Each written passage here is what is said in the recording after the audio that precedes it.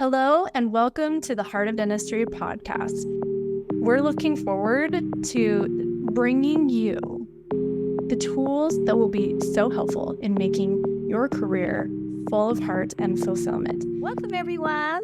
I am Jamie Marbo Nichols, and I am here with Brandi Hooker Evans on our podcast, The Heart of Dentistry, taking the ache out and bringing the heart back into our profession. And we are excited to have part 2. We have Katherine Eitel Belt, and I'm going to let Brandi go ahead and introduce Katherine and what our topic's going to be on today. So every Monday morning, I get a present in my mailbox from Katherine Belt, and she does such a beautiful gift to the world called the Monday Morning Stretch. And it's always a little nugget of something. Sometimes I feel like she's got that priest pastor was written just for me. Not every week, but sometimes I think, she seems like she called me.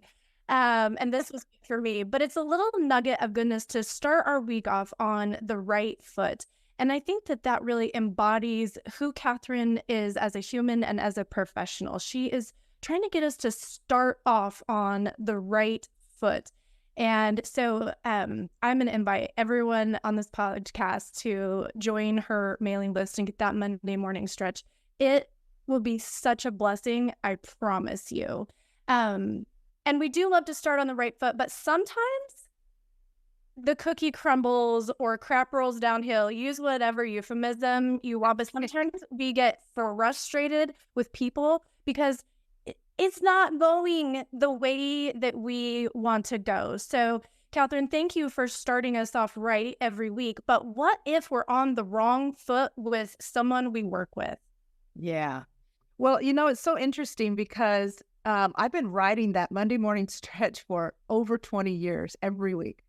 And it's been so fabulous to get readers, writing back or texting us or something and saying how it just spoke to them. It was exactly what they needed. So I've had a lot of people say, that was just what I needed to hear. It's like you're in my living room, And so it's interesting because it applies to what we're talking about today.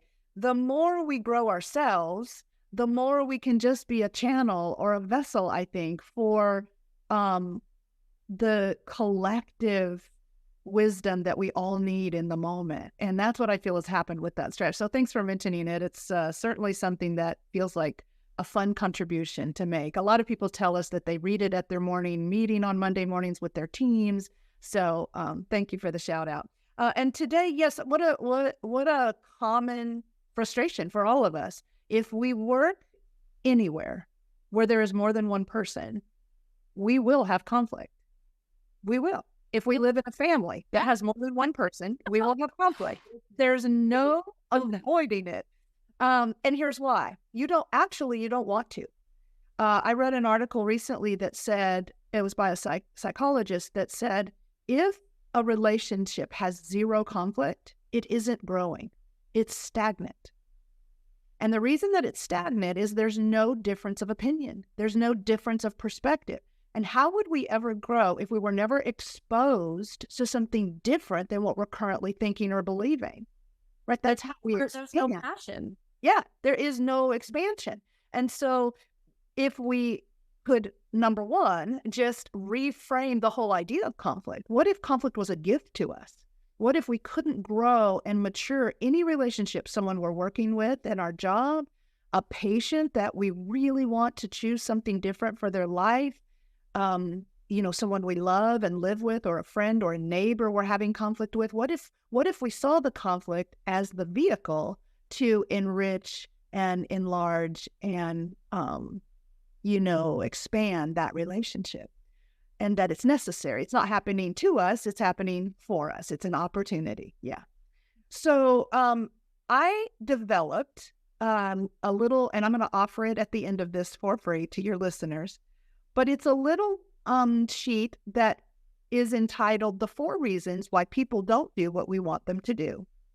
And it's been very helpful to me and to a lot of the people that we coach and work with. So I'm going to give you the 4 reasons and then some ways that you can use these. But I want to preface it by saying they're sequential or they build on each other. Okay. And the reason that this came to me, I've been teaching conflict management and something we call courageous conversations. And the way I define courageous conversations is a conversation where you manage the difference of opinion or the difference of perspective in a way that resolves the issue or at least creates a new approach and uplifts the other person at the same time. Because for me, it's not enough for us to agree that people need to be at work at a certain time, right? That I want to do it in a way that the person leaves this conversation feeling uplifted by me. So that's my definition of a courageous conversation. And it takes some practice and it takes some skill. But in teaching that for all these years, and I'm writing a book on it right now that'll be out this fall, so excited. But in researching for that book, I came to these 4 reasons why people don't do what we want them to do. And here's the rub. Most of us, without any training or thought, we go to the 4th reason first. We directly go to the 4th reason. So what I want to encourage you to do is I'll go through them all, but I want you to kind of consider and listen for the first 3 reasons are more focused on what do we need to do. We're irritated. Someone's late to work consistently. Someone isn't doing something. Maybe we don't think they're pulling their weight at work. We're a manager or a boss and we have people resisting what we need them to do, the change we need them to take on to meet some goals. Whatever it is, I want you to consider these first 3 reasons are us taking an internal look at us first, and then we go to the 4th one, okay? So here they are. The 4 reasons why people don't do what we want them to do. The first one is they are not clear. We have not created clarity. Now, here's the rub. Many of your listeners are thinking, okay, well, if I think of the person right now I'm most irritated with, I have been clear with them because they know what time work starts. They know how to do that tray setup. We've gone over it 10 times. We've shown them photographs of it. We've shown them a tray setup that way. We have a checklist. There is no way they're not clear. And I contend that this question isn't about whether you think you've been clear, whether we think we've been clear. The question is the other person actually clear? And I contend that the only way that I would know that someone was clear about a directive I have given is if they can repeat it back to me in a way that I go, check, they've got it. So stop assuming that because you've reviewed it or you've shown them or whatever a million times that they're clear about the expectation. A matter of fact, here's something for you to think about. For the last 2 years, I have been asking whole teams, what time does work start here? What time would I need to be here to be considered on time? I have yet to have one team give me the same answer in 2 years. I have yet to have one team give me the same answer. Now, you would think that teams could do it, but they'll say things like, well, definitely before our patients are here at 8. And so it goes, well, that's not right. It's at 7:45 when we start the huddle. And someone else says, well, you can't be walking through the door at 7:45. The huddle starts at 7:45. We need to be here at 7:40, right? And then someone else will say, well, try pulling into the parking lot at 7:40 and being standing here at 7:45. I say 7:30. Do you see that? You see the rub? So you think you've been clear as a boss or as a leader, or even just as someone who's worked in a place and now you have a new, you've just hired someone new and you're onboarding them and they need to know what time is on time. What does that really mean? And if they can't repeat it back to you where you go, yep, she's got it, then you can't check the box. Don't go any further. And I'm going to contend that about 50% of our irritation will be cleaned up on number 1. Cleaned up. Yeah. Yeah. Because that would be nice. Yeah. So are they clear and do I have proof that they are? Number 2, if you can check the box, or maybe when you check the box, maybe they're still not doing it. So number 2 would be, are they trained? Have I given them the resources and the training? Now, it doesn't maybe apply to being on time for work. They got to figure that out. But maybe I can help them with some tips on how to manage, 3 kids and and be here on time. But but let's take the tray setup, or, how we close down at the end of the day and secure our computers and secure the office, or whatever it is that's not happening. So are they trained? Like, we see this a lot in Courageous Conversations. A team lead or an owner or a manager will make having courageous conversations with coworkers a standard before the situation is brought to a manager. So they'll make the new standard in a practice that you must have a courageous conversation with your coworker if you have a conflict first, before you try to then bring it to the manager, right? That becomes the new standard. Well, someone could be clear about that standard, but not know how to have the conversation. Do you see the difference? Mm-hmm. So has that manager trained them to go to their coworker and have this good, healthy, courageous conversation? And the same thing applies to number 2. The only way you know they're trained is they can perform it for you to your satisfaction. Mm-hmm. It isn't that you went over it. It isn't that you showed them the way. It isn't that even you demonstrated it. All that's important to teaching it. But how you know you've completed that task is they can do it back for you to your satisfaction. So now we're probably at 75% cleanup on our conflict if we make sure we're clear and we make sure we've given them the resources, the training, the help, the guidance, and we know that they can do it. The third one is, if they're clear and they're trained, we may find in trying to train them that they aren't capable. Now, this doesn't happen very often. 3 doesn't happen very often, but I've had it happen recently in a couple different ways.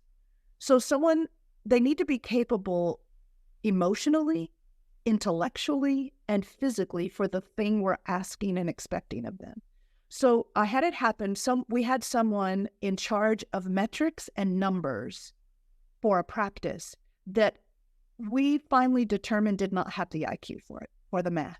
Did not have the IQ or the education for the math. And here she's struggling. There always are problems. Turns out she was likely dealing with a little dyslexia that just was undiagnosed based on some of the things she shared with us that frustrated her. And so here I think she could have been clear. She could have had all the training in the world, but she's not the right person for this job. Now, she's the right person for a different job, but she's not the right person for this job. So it's not the right butt in the right seat. The other place I had it happen was a physical capability. I had a young doctor who had recently purchased a practice from an elderly retiring doctor. And he had an assistant that had been with him for almost 40 years. She was clear what needed to be done as an assistant. She was capable as all get out.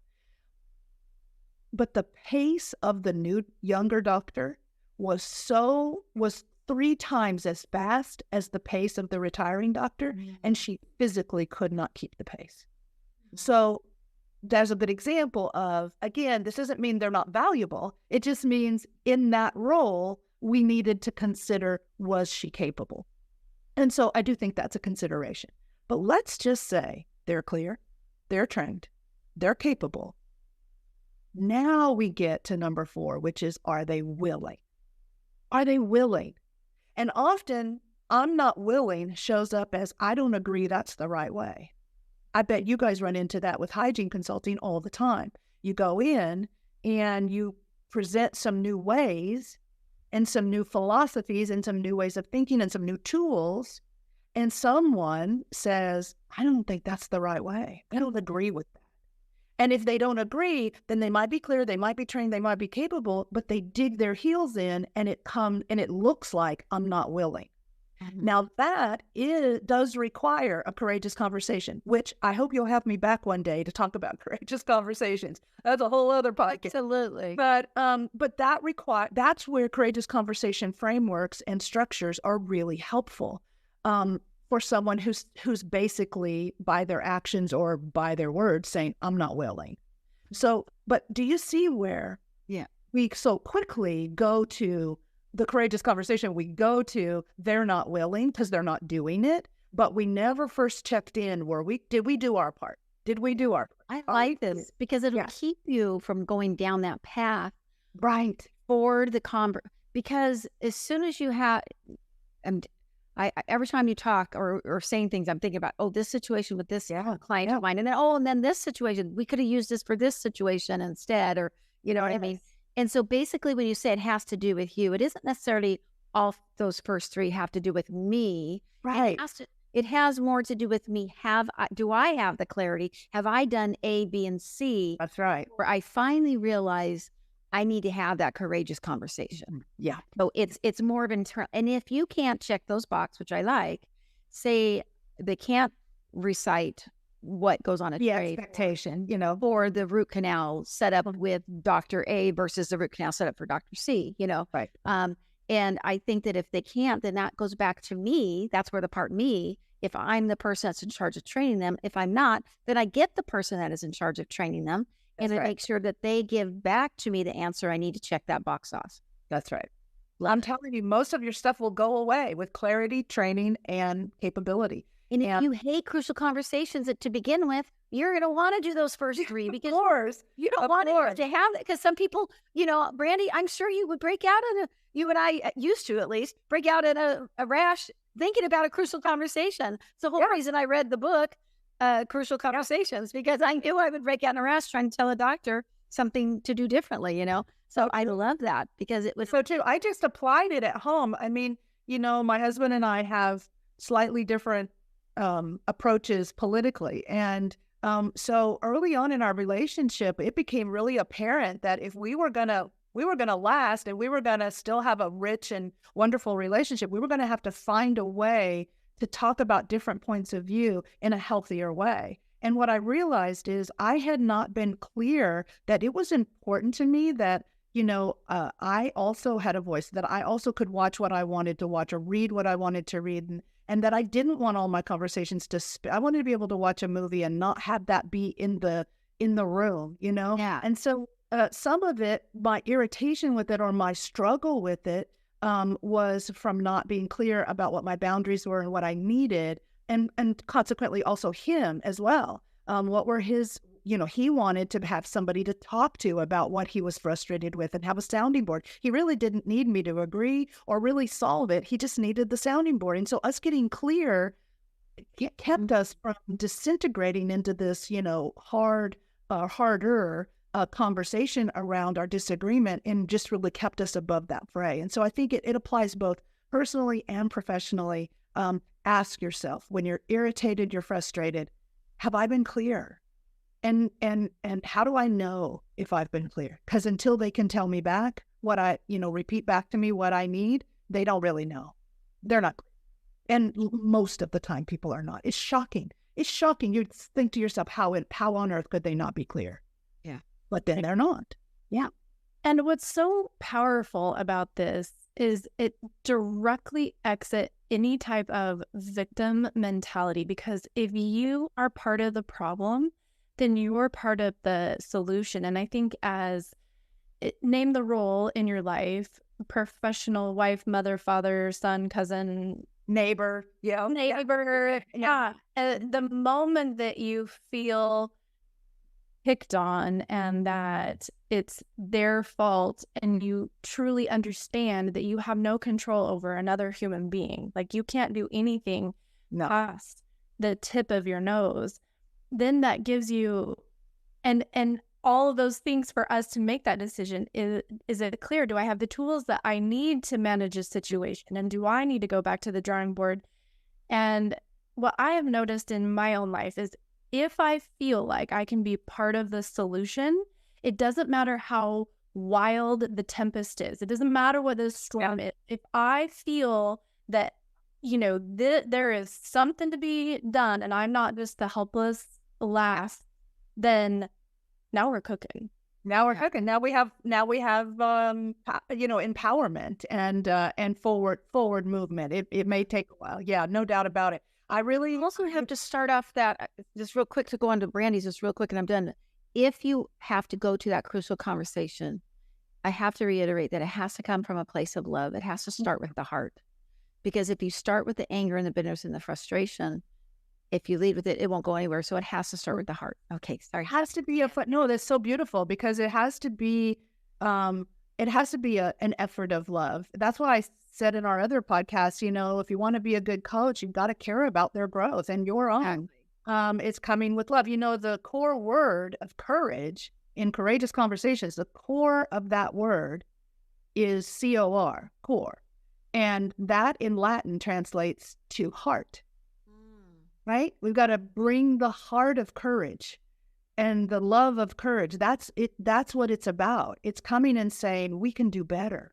Yeah. And whether we grow you up or out onto something better for you, it's not because it's better for us that you're gone. It's better for you, because there's somewhere else you need to be to thrive. And we want that for you. We really want it for you. Yeah. And if you stay here with us, if you stay in this family, if you stay in this, community, if you stay in this work environment, we want you as part of our growth. We want you growing and moving forward with us. And I always say, as managers, stop demanding. Get you have to out of your vocabulary and say, you know what, you don't have to be here at 7:45. You don't have to be here at 7:30. That may not work for the kind of mother you want to be, and that you want to have this time with your children in the morning driving to school. I get it, and I respect it. And to continue to work here, which I hope you will choose and be able to figure out and do both. But if you can't, then I get it. And I respect that. So basically what I say is invite them. Just say, I'm inviting you. I hope you choose to stay here. I want you to. And I'm inviting you to find a way to come in and meet these standards. I believe you can, and I want you to. Whether you will or not is what you get to decide. And I respect whatever decision you make that is good for you. That's what I want. And so the invitation stands to be a part of what we're up to here. And to do that, you'd need to be here at 7:30, right? It's an invitation. It is not a demand. And we empower them and we empower us, and we get the I have to's out of our vocabulary, or you have to. Yeah. You guys, you have to go to lionspeak.net. You do not miss the Monday morning stretch. It is such a powerful part of our lives. We're so honored to have been able to share Miss Katherine with you guys today. She has a tremendous amount of resources. We're going to put a couple of direct links in the show notes for you. But we just invite every single one of you that joined us today to get back to the core, start with that heart, and feel free to replay this episode, because I know as soon as it uploads, I am watching it again. Katherine, I always listen to ours over again. I love it. Thank you for having me. And if anyone wants to reach out for some resources, our website is lionspeak.net. And you can send an email to info@lionspeak.net, and we'll get you on the stretch. It's free. And we also have the 4 reasons on a PDF with some little explanations around them. So I'll make sure you have that, and you can either email us for it, or you're welcome to see it in the show notes. And also I'll include our framework for courageous conversations as well. It's a little framework, so we'll include that as well. So let us know. And when they reach out to you, let them know that you heard about Katherine through please. Heart of Dentistry podcast from Brandi and I. We would appreciate that too. Love that. Okay, great. Thanks, everyone. You have a wonderful day. And I hope that here's to having less courageous conversations if you don't have to, because of those 3 nuggets you gave us before the 4th. Thank you.